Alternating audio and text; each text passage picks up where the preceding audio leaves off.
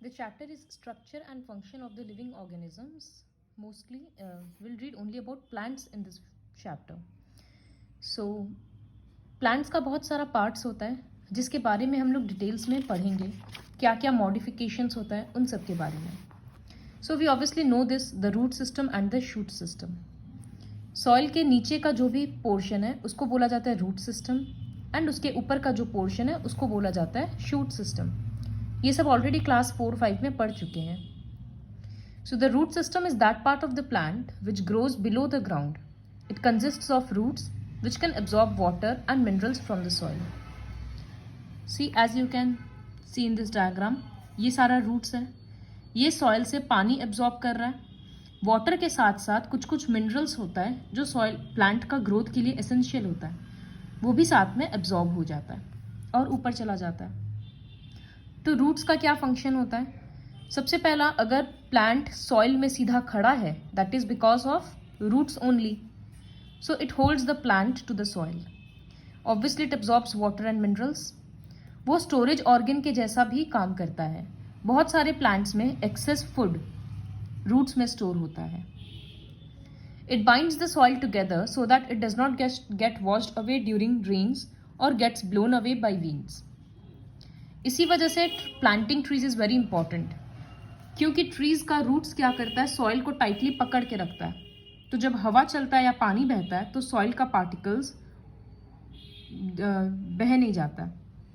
So it does not gets blown away और washed away. So these are the 4 functions of roots. Now root system is of 2 types, tap root system and fibrous root system. Tap root system मतलब एक main root होता है, फिर उससे बहुत सारा side में ब्रांचिंग हो जाता है रूट्स का. So the main root is called primary root. Then like this is the primary root, then these are the secondary roots. फिर इससे और ब्रांचिंग हो जाएगा तो वो हो जाएगा tertiary roots. Observe the diagram very carefully. So this is tap root system. Examples: pea, mustard, bean and gram. Next is fibrous root system. इसमें मेन कोई रूट नहीं होता, प्लांट के बेस से ब्रांचिंग शुरू हो जाता है. So this is a bunch of roots and this system is called fibrous root system.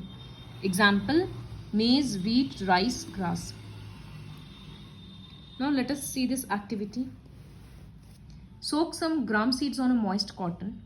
Let small seedling get developed from these seeds. Cotton को गीला करके उसमें कुछ सीड्स रख देंगे. थोड़ी देर के बाद, थोड़ी देर आफ्टर सम टाइम, थोड़ा थोड़ा उसमें से रूट और शूट ग्रो करने लगेगा. टेक अ ग्लास और beaker, line it with a sheet of blotting paper from inside.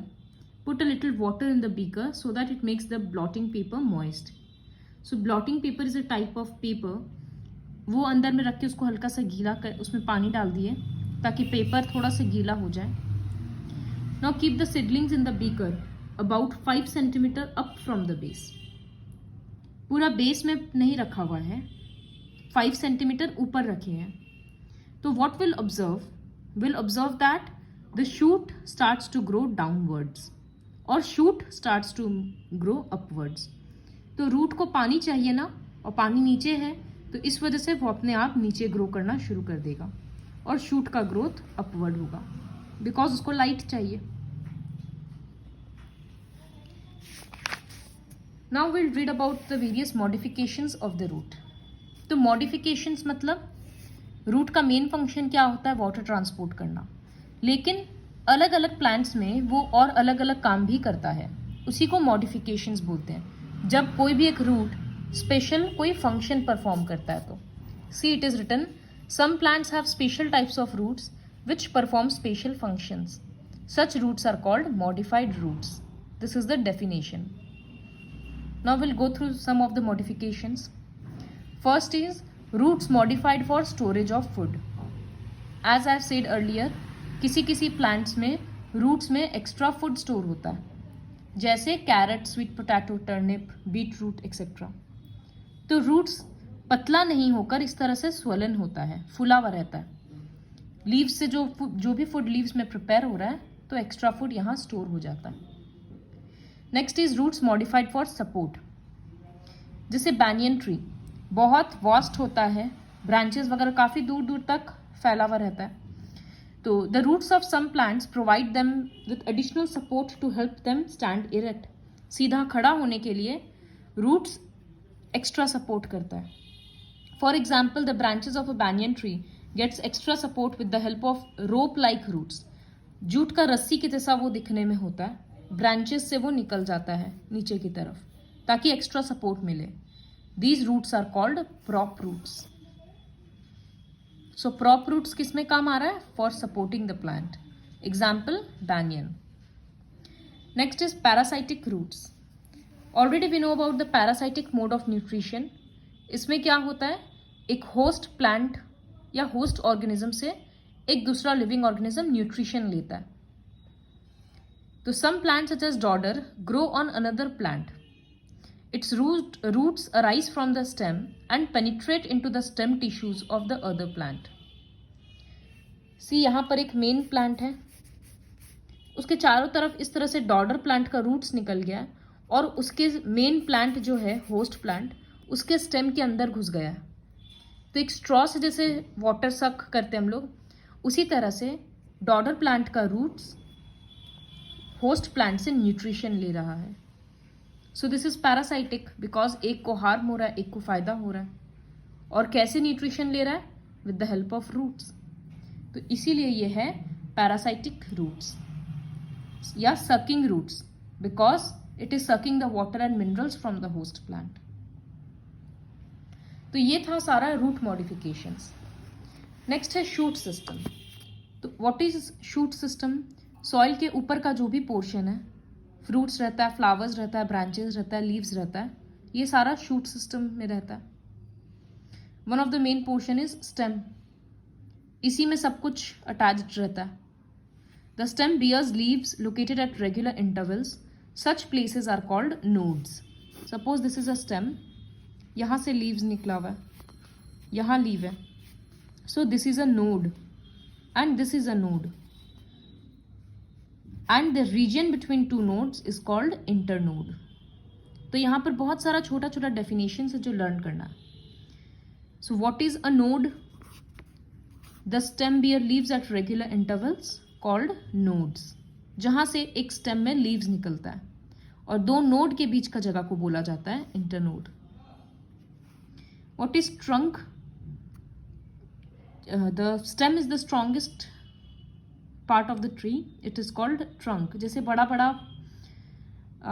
Trees में हम लोग देखते हैं जो नीचे का पोर्शन होता है जस्ट अबव द सॉइल, बहुत ब्रॉड होता है और बहुत स्ट्रांग होता है, उसी को ट्रंक बोलते हैं. और ट्रंक के बाहर में जो ब्राउन ब्राउन लेयरिंग होता है उसको बोला जाता है bark. So the thick brown covering on the trunk is called the bark. So what are the functions of stem? वो भी प्लांट को सीधा खड़ा होने में हेल्प करता है. रूट्स जो वाटर और मिनरल्स एब्जॉर्ब कर रहा है उसको ऊपर तक तो ले जाने का काम स्टेम के थ्रू ही हो रहा है ना. So it transports. रूट्स का काम था इट एब्जॉर्ब्स, स्टेम का काम है it transports water and minerals absorbed by the roots to all parts of the plant. Next one is it holds the leaves in such a way that they obtain optimum sunlight. Optimum मतलब maximum sunlight for performing photosynthesis to manufacture food.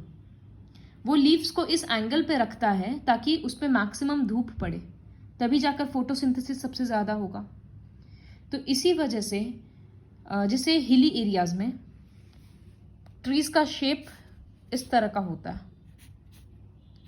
क्यों होता है? हम लोग अभी तक पढ़े थे रीजन की कॉनिफेरस ट्रीज बोलते हैं. क्यों होता है इस तरह का? ताकि स्नो स्लाइड कर जाएगा. लेकिन एक ये भी रीज़न होता है कि धूप नीचे नीचे में ज़्यादा रहता है, तो इसलिए नीचे में लीव्स ज़्यादा होता है. तो स्टेम इस तरह से लीव्स को कैरी करता है कि मैक्सिमम सनलाइट उस पर गिरे तो ज़्यादा फोटोसिंथेसिस होगा. इसीलिए अलग अलग रीजन में ट्रीज का शेप अलग अलग होता है, सनलाइट के कारण वैरी करता है वो.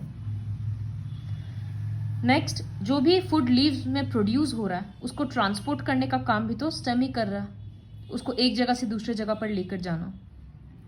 किसी किसी प्लांट्स में स्टेम फूड भी स्टोर करता है. जिस तरह से रूट्स स्टोर करता है।